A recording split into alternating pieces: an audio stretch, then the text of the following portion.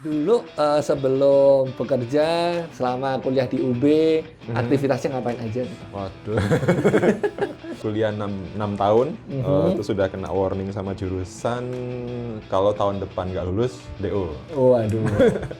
Ngoding itu jadi tools basic untuk bisa riset, jadi harus bisa ngoding, harus bisa nulis. Jadi jangan cuma bisa ngoding doang. Benar, benar.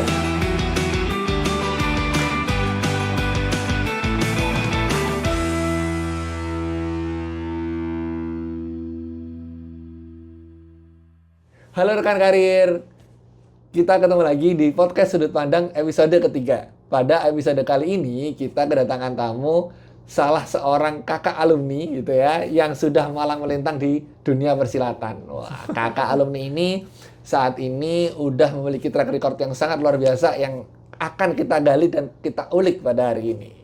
Oke, halo Kak. Halo. Oke. Tapi bukan didatangi, bukan datang tapi didatangi. Didatangi ya. Oke, karena kebetulan kita pas lagi ada momennya gitu. Oke Kak, ini boleh kenalan dulu nih bersama Kak siapa ini? Nama saya Prima, Putra Prima Arhandi. Elektro UB 2004. Oh gitu. Terus apa lagi ya? Sekarang lagi ngajar di Polinema. Terus jadi content creator juga. Terus ngoding juga di industri. Terus lagi kuliah. Lagi kuliah. Oke. Lagi bertapa. Waduh, bertapa cuy. Oke, jadi ini Kak Prima ini dulu adalah kakak tingkat saya ketika saya masih kuliah gitu ya. Ini kakak senior saya, berguru saya. Oke. Nah, seperti yang tadi disampaikan ya, Kak Prima sekarang kan tadi disampaikan lagi kuliah juga gitu ya, dan lagi ngajar juga nih. Nah,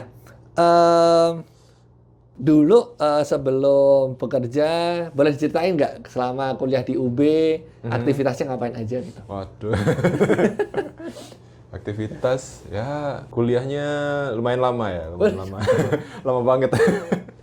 Zaman waktu itu UB masih, SPP masih 600.000. Widih. Masih murah gitu Murah kan. ya. Terus belum zaman UKT-UKT-an. Di kampus itu habis, kalau di ijazah itu 5,99. Oh, 5,99. Ya, jadi itu sudah kena warning H-1 tahun. Udah hampir SD, jadi kuliah 6 tahun, itu sudah kena warning sama jurusan kalau tahun depan nggak lulus, DO. Waduh. Ampun. Apa lagi ya, di kampus ya ikut ya banyak ya. Jadi di kampus pernah ikut apa aja ya?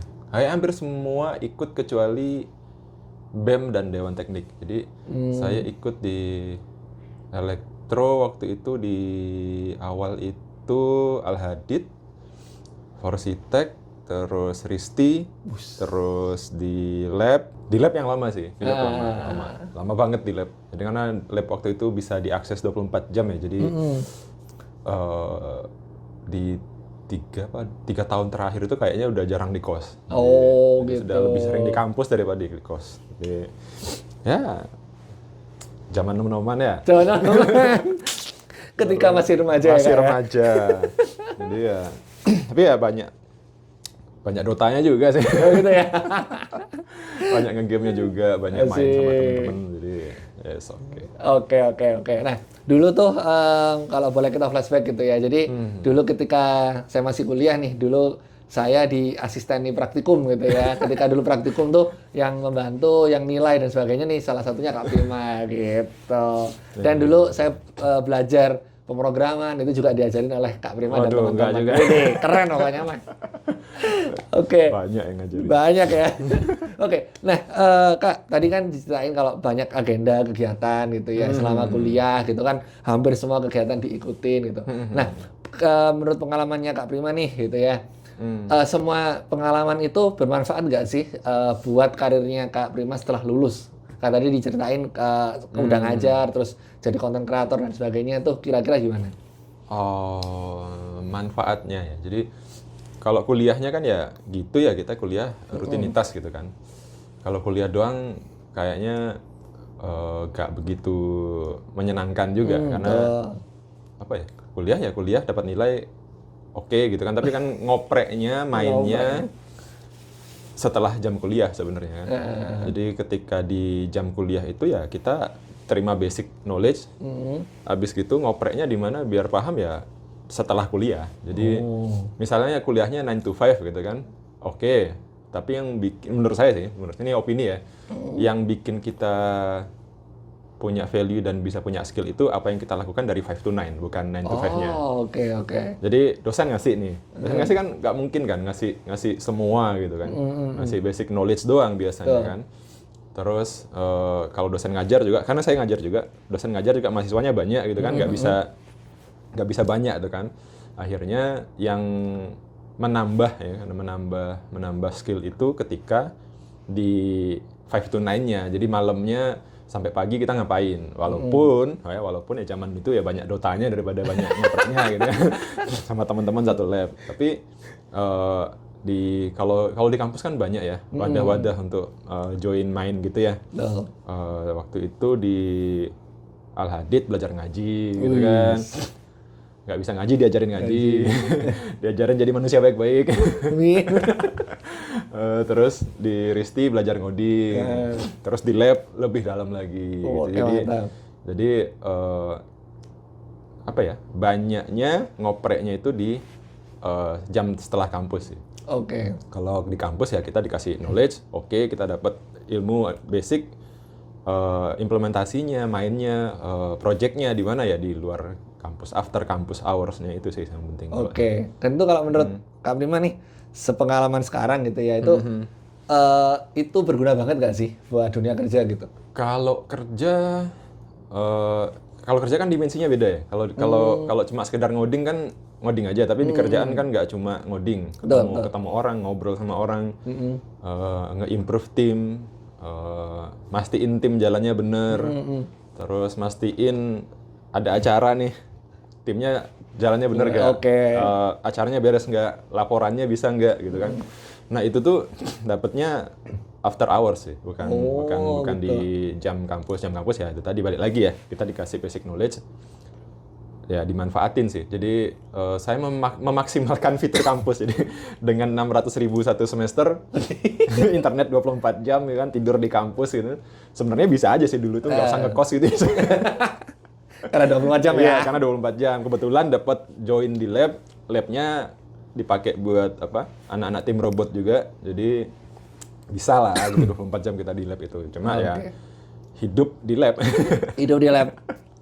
Oke sih, tapi seru ya kayaknya ya? Ya seru, cuma kelamaan. Anda ya menikmati. Terlalu menikmati. Seru sih. Nah, terus ini Kak, tadi kan disampaikan bahwa sekarang nih lagi melanjutkan studi kan gitu ya. Nah, boleh diceritain nggak sekarang lagi kuliah di mana nih sekarang? Sekarang kuliah di Hiroshima guys. Jadi, nggak nyangka juga ya, tapi gimana lagi ya? Karena tuntutan profesi dosen itu kalau kita mau mengembangkan karir as a lecturer itu harus bisa riset. Nah, saya itu bisanya ngoding. Jadi sekarang itu jadi belajar riset lagi. Jadi prosesnya karena emang dosen, jadi ada semacam kewajiban lah ya untuk belajar tentang riset. Akhirnya S3-nya ke Hiroshima di Jepang, Hiroshima University kita. Wih, nanti ini Bapak ini juga bakal ke sini nanti. Nama modalnya. Saya di kader guys. Oke, nah kan artinya sekarang nih Kak Prima kan lagi sekolah di Hiroshima University gitu kan ya. Nah, kalau menurut Kak Prima nih, sebenarnya kan kita tuh habis lulus bisa langsung kerja kan, habis lulus kuliah S1 kerja. Tapi kan ada juga teman-teman yang habis lulus kuliah lagi dan sebagainya. Termasuk kan kalau jadi dosen kan memang harus sekolah lagi kan ya. Betul. Nah, kalau menurut Kak Prima nih, sebenarnya studi lanjut itu penting nggak sih sebenarnya? Penting nggak penting? Penting nggak penting? Jadi tergantung kan kita mau apa gitu ya. Karena saya juga waktu itu studi lanjut karena disuruh ibu ya. Ya. Jadi waktu kuliah itu udah mulai meroyek. Jadi kuliah meroyek, makanya ke delay ngerjain skripsinya teman-teman gitu kan, macam kayak gitu lah ya. Dan emang saya tuh nggak begitu jago masalah riset dan masalah skripsi-skripsian gitu, makanya lama tuh nulis. Jadi buat teman-teman yang mau cepat lulus ya belajarlah meneliti, karena kan di S1 ya kalau Iya, di benar, Indo ya. S1. Nah, ranahnya itu adalah riset dan ngoding itu jadi tools basic untuk bisa riset. Jadi harus bisa ngoding, harus bisa nulis. Jadi jangan cuma bisa ngoding doang. Benar, benar. Jadi ngerti ngoding, paham caranya riset, nanti risetnya bisa dibantu dengan kemampuan ngodingnya. Oke. Gitu. Akhirnya bisa cepet tuh. Akhirnya bisa cepat. Akhirnya menemukan ya, Kak ya? Iya, sama kurangin mabar ya. Sama ngopi-ngopi ya. Nongkrongnya itu ya. Jangan kayak saya, Dota, tiba-tiba udah 6 tahun. Waduh. Tapi skripsi dikerjain 3 bulan kelar. Loh, itu dia. Itu pelajaran hidup, guys. Ya, jangan dilatih, jangan ditiru ya. Banyak pengalaman emang kakaknya. Kebanyakan Dota. Kalau teman-teman pengen apa ya, kan 4 tahun tuh di kampus, 4 tahun misalkan di informatika di Filkom misalkan, 4 tahun diajarin ngoding, masa 4 tahun nggak bisa ngoding kan gitu, lucu kan. Nah, jadi ada juga teman-teman yang berpendapat, loh kan saya udah diajarin di kampus gitu kan, ya untuk bisa itu di kampus itu diajarin basic ya kan? Betul. Untuk bisa sisanya tadi, jadi 9 to 5 belajar di kampus, 5 to 9-nya untuk increase skill. Oke, Nah, jadi siap. manfaatkanlah, mumpung masih muda kan, masih kuat, masih begadang masih bisa gitu kan. Kalau udah seumuran segini gitu kan, begadang besok paginya nggak bisa bangun.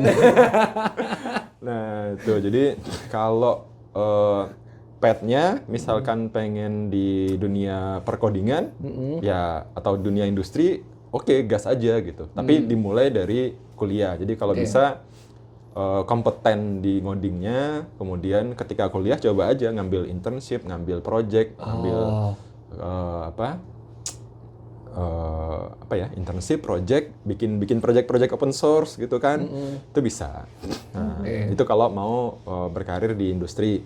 Habis gitu tentu saja ya harus belajar lagi ya masalah teknologi terbaru, karena kalau di IT tiap 6 bulan berubah tuh barang gitu kan. Terus kalau mau riset, pengalaman saya nih, karena saya tuh bisanya ngoding gitu kan tadi kan, jadi begitu sampai di sini pukulannya tuh cukup telak gitu ya, karena kita itu kalau di riset belajarnya adalah gimana mencari contribution to knowledge. Nah itu yang beda. Jadi mau bikin codingan secanggih apapun, kalau tidak ada kontribusi to knowledge, ditolak sama jurnalnya guys. Oh iya, benar. Jadi mending jangan ini ya, siap-siap. Jadi kalau misalkan mau studi lanjut, persiapannya adalah memahami caranya riset yang benar, punya basic knowledge coding yang kuat. Jadi kalau risetnya butuh support untuk di codingin, bikin analisis, bikin toolsnya, bikin apa tuh bisa. Terus risetnya sendiri dilakukan kayak gimana, sudah tahu kontribusinya di mana gitu kan, novelty segala macam itulah ya. Nah itu akan lebih lancar kalau mau ambil karir path untuk sekolah. Sama yang tak pelajari itu, kalau sekolah itu sebaiknya dari apa ya, masih nom-noman gitu ya, masih muda tuh udah lanjut sekolah. Jadi jangan nunggu kayak saya, kalau saya telat. Jadi kalau ngelihat teman-teman yang di Hero Dayus ini, yang bahkan ada yang S1 tuh udah berangkat gitu ya, S2 sudah di sini, terus nanti S3 lanjut, terus peluangnya ketika teman-teman kalau ngambil kuliah lanjut itu lebih awal, peluangnya lebih banyak, pilihannya lebih banyak. Jadi pilihan beasiswa lebih banyak, pilihan kampus lebih banyak, pilihan negara juga lebih banyak, karena kayak di kita ya, kayak di Jepang kalau max itu kan maksimal 34 atau 35 gitu ya. Nah, ketika S1-nya delay, otomatis S2-nya delay. Nah, otomatis nanti umurnya kan dicek. Kalau ada beasiswa-beasiswa yang ngecek umur juga. Terus persiapan kalau mau sekolah bahasa Inggris ya, bahasa Inggris wajib. Wajib banget ya, Kak. Wajib. Jadi kalau emang niat sekolah, selain belajar bahasa pemrograman ya, belajar bahasa Inggris. Bahasa kalbu. Ya, penting. Sama itu ya, kesiapan ini sih, kesiapan fisik juga, karena di luar negeri kan 4 musim, gitu ya. Kalau winter itu dingin banget guys. Ini winter guys, ini dingin banget. Winter pakai tie, pakai jaket. Ini podcast sambil nahan dingin. Iya, nahan dingin guys. Oke.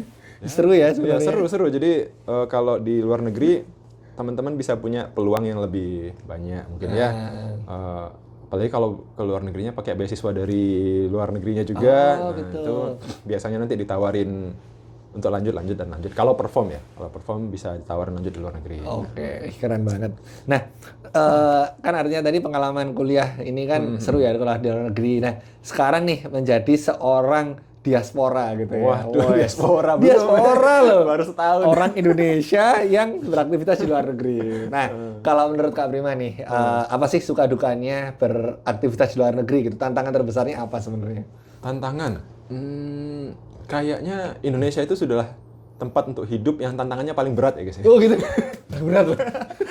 Jadi kalau kita survive di Indonesia, kayaknya di luar negeri kita survive aja. Oh gitu ya. Jadi paling musim ya, Ya, musim. terus makanan, terus nyari makanan halal. Tapi kalau kita bisa masak sih, kayaknya masak juga jadi skill penting ya. Iya kalau benar, mau- masak ya. Mau apa? Basic life skill kayaknya Basic ya. life skill ya. Penting guys. Jadi kalau di Jepang sini ngapa-ngapain kerjain sendiri. Ya, nempel ban sepeda, tempel sendiri gitu ya. Toilet mau diganti, bongkar Bongkar sendiri. sendiri. Itu apa? Masak sendiri. Karena kalau nyuruh orang bayar mahal. Jadi kalau mau ngirit ya hidupnya harus dikerjakan sendiri. Jalan kaki ya, skill jalan kaki ya kalau di Jepang. Iya, nggak ada gojek guys di sini Nggak guys. ada gojek, nggak ada gojek kemana-mana naik sepeda. Ya, tapi asik sih. Asik. Jadi tantangan yaitu kalau di luar negeri ya bahasa. Jadi kalau teman-teman misalnya ke Jepang akan sangat bagus kalau ada basic bahasa Jepang juga ya. Kalau enggak ya kayak saya itu kadang ngomong sama kasir pakai bahasa isyarat. Bahasa kalbu. Terus kalau misalkan bahasanya oke, itu biasanya nanti tawaran-tawaran internship, baito segala macam di sini lebih terbuka. Gitu. Oh, oke, siap. Dan well paid banget. Gitu ya, well paid banget ya. Iya. Bayarnya pakai yen. Pakai Yen yen. ono, enggak ya yen. Yen ono beneran kalau ini. Apalagi kalau di Europe di mana gitu ya, itu sangat-sangat terbuka lah. Iya. Yang penting udah direncanakan aja sih, direncanakan dari awal, keluarga dikasih tahu juga, ini mau sekolah gitu. Benar. Siapa tahu udah persiapan bahasa Inggris, sudah siap, dapat LOE sama ibunya nggak boleh. Nah, itu kayaknya restu orang tua ya Restu teman-teman orang ya. Betul. Benar. Menarik sih, Kak. Nah, Jadi semakin lebih awal akan lebih asik sih kayaknya. oh gitu ya. Karena kalau sudah berkeluarga banyak faktor-faktor yang harus dipertimbangkan ya. Oh gitu ya. Keluarga, anak, macam. Iya, bener Macam-macam. sih. Makin cepat makin bagus ya. Ya, artinya. makin cepat makin bagus. Karena apa ya?